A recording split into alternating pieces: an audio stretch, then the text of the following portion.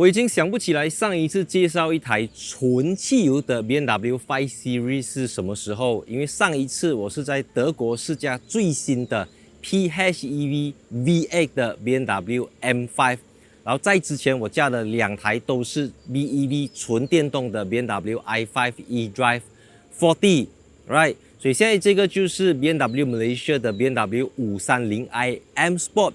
它的售价 Extended Warranty Package 的话是430,100块起，比520i M Sport 贵了42,000块。那因为它是在马来西亚 CKD 本地组装的，符合 EEV 这个 incentive， 所以它已经扣了58,000块的这个税务回扣。即便它不能够像 BEV 这样子全免、完全免税，不过它已经部分免税。所以总的来讲 530i 的价钱基本上只是比 BMW i5 eDrive 40贵一点点，差个几千块而已。而且动力数据呢，这个 2.0L 的4气缸 Turbo with 8速的 Steptronic Sport 变速箱，它0到100是 6.2秒。Of course， 当然我前面说它是纯汽油车，其实它不能算纯汽油车，因为这个 G65 Series 呢 BMW Malaysia 终于把它导入了这个48伏的 Mild Hybrid 系统。那 Mild Hybrid 它更多是一种话术啦，我觉得它也算不上日本车的那一种 HEV， 它只是一个48伏的 Starter Generator， 帮助车子在起步减轻 12V Battery 的这个负担。但是我刚才一上车的时候，我看到这个里数表写着 Estimated 可以走750公里，我就讲哇，终于是没有 Range Anxiety 的 BMW 5 Series 了。所以今天这集我就会简短的用试驾的心得来跟大家分享这个过了这一段时间，我驾了这么多电动车，电动 BMW，我再来驾这个530i M Sport， 那汽油车是不是真的已经被淘汰了？是不是买 i5 都好过买这个530i？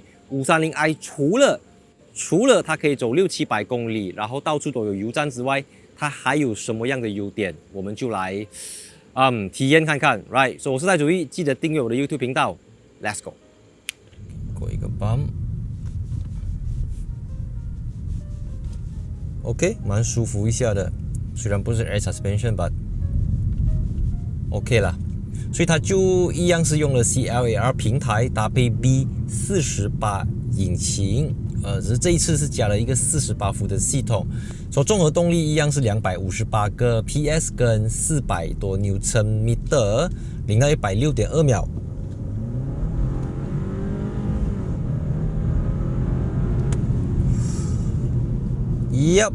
So 0到100是 6.2秒，就跟我之前驾的 i5 eDrive 40一样，但不一样的就是因为它是一个Mild Hybrid， 所以车重是1775公斤，而那一个 i5 是2205公斤起，也就是说这个车子它是比这个 i5 轻了430公斤以上。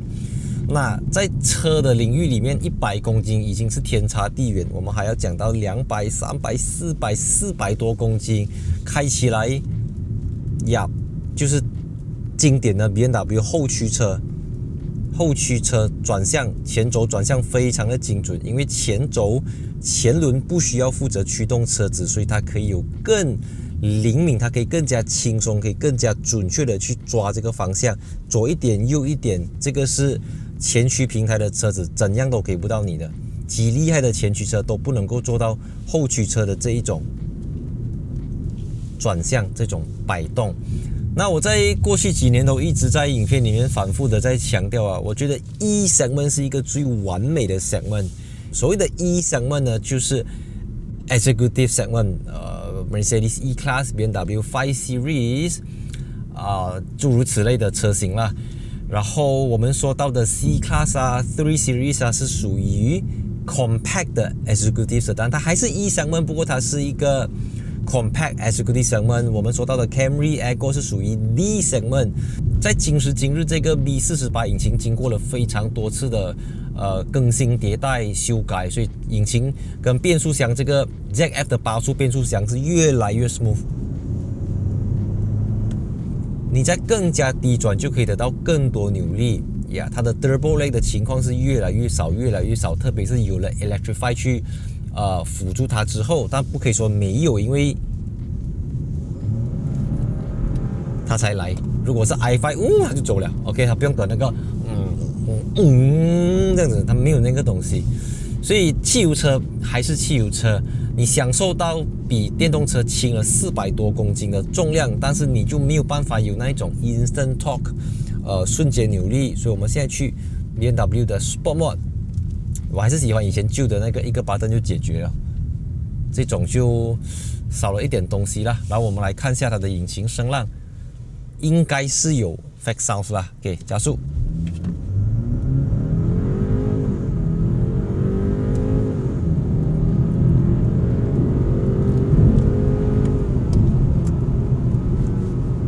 Second third gear，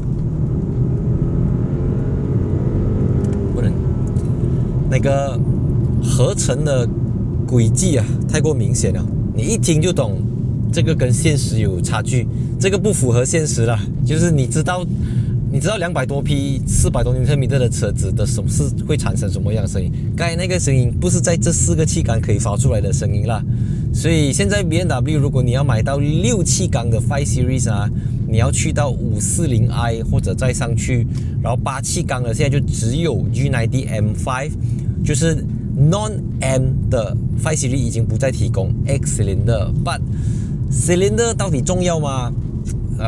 看你怎么看它啦。我觉得因为5 Series 已经走到这么多元化，你知道吗？又有 MHEV， 又有 PHEV， 又有 BEV， 就各种东西都去分散掉它的客户。就你想要买电动车你就买电动车。现阶段你问我啦，你要 JB 去 KL 去 Penang， JB 去 Penang 去 KL，JB 去Padang Besar whatever， 你还是买汽油车。你不要自己拿工来做，不要拿东西来烦，你懂吗？你汽油车已经驾到不要驾了，你就买燃油买电动车咯。你会有机会，你会有资格，你会有条件要购买 BMW 5 Series 的朋友，我相信你有的是选择，你可以选择。 OK， 我们说你买车100千是车选你，不是你选车，因为你的 budget 就这样多，市场上的车就那几辆，就那几个牌子可以给到你100千以下的车子，好不好？你没有得选择，雷蒙大干。然后你到了200千之后，你就稍微宽裕一点，你可能就多了 30% 的选择，你可以选 A、B、C， 然后200千到300千你可以选 A、B、C、D、E、F、G、H、I、J、K、L、M、N， 然后到300千到400千你可以选择 O、P、Q、R、X、Y、Z。 所以买E-Class 买5 Series 的朋友从来都不缺选择。所以我觉得这个5 Series 不管你买 i5， 不管你买520i， 不管你买530i， 我觉得挡在这个5 Series 跟客户面前的反而不是它的 Powertrain， 它到底是 Hybrid 纯汽油还是电动。我觉得挡在它跟消费者之间的就是它的这个外观造型我很少去评论，因为我觉得这个是 subjective。外观造型这种东西，有些人觉得好看，有些人不好看，是没有什么需要讨论的。反正有些人喜欢长头发，有些人喜欢短头发，有些人喜欢没有头发，肚子大大的。OK， 我们不知道每个人的 preference 不一样 ，right？ 但是 for 这个5 Series 我 personally 我觉得 G30 已经不能再美了。我觉得 G30 LCI 改款版的上一代 G30 5 Series 已经美到我已经不知道要讲美了。我觉得就时间就定格在那一刻，好不好？不要再改了，不要再动了。那个鼻子是这样就这样了，那个灯是这样就这样了，你不要动它了。可能它没有错，它也要改，不知道改来这么，就是要改，时间到就是要改。那个 routine 不能够动，而且现在越来越频密，所以你留意到近几年 BMW 以前可能是我们讲3-4年一小改，5-6年一大改，现在是每2年就一改。我觉得这个跟中国市场的更新迭代超快速度有关系啦，因为中国几乎是1年就 facelift 一次，1年就 facelift 一次，就算不要 facelift 也要推出几个颜色，换一个皮革，一直去寻求刺激感，一直去刺激这个市场，一直去刺激消费者。你看，我可以 lean， 我可以 bend， lean， 你看 ，Oh my God，BMW Sorry, I have to say that. BMW 就是 BMW。你的方向盘的厚度，这个 BMW 的 M Sport Steering Wheel， 你的 sitting position， 你的切换车道。你没有经常这样切换车道的哈，你真的不会 appreciate BMW 的 heritage。BMW 到底花多少时间，到底对自己的操控，对自己的这个 driving pleasure 多么有自信，真的。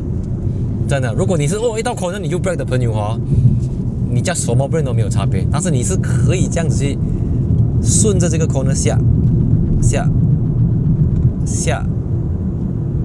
啊，游刃有余。哪怕你不小心，然后你再摆回来 ，Oh my God， brake， OK， 加速。如果现在我有430千，我会选择 BMW i5 还是选择 BMW 530i？让我想一想。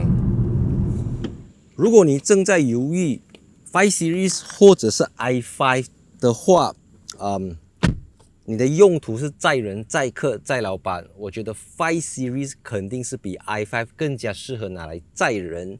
那首先就是它的地板是深的，因为它不用容纳那个电池把地板做高，脚要踩到这样子，它可以正常的这个深度。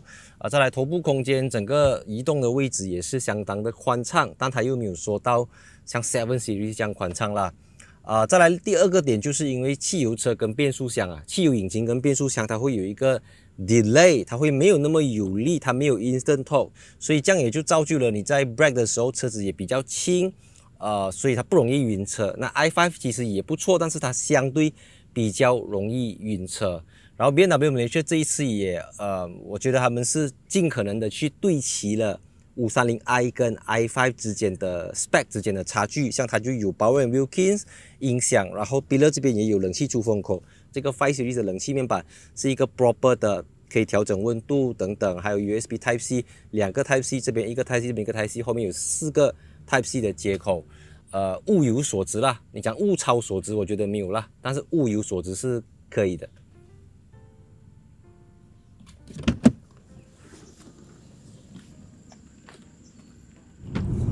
买电动车，里程焦虑，后面地板又高，车子又重400多公斤，走 highway 的话，又怕那个没有电的时候，接下来又遇不到充电桩，或者到充电桩的时候，要排队，慢充快充都很慢啦，你赶时间的时候啦，最快的快充对你来讲也是很慢了，慢过打油啦。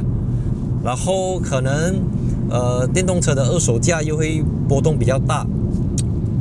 可是 i5 Instant Torque 但是 i5 有 Bowers & Wilkins 530也有Bowers & Wilkins 加速，它 Turbo Lag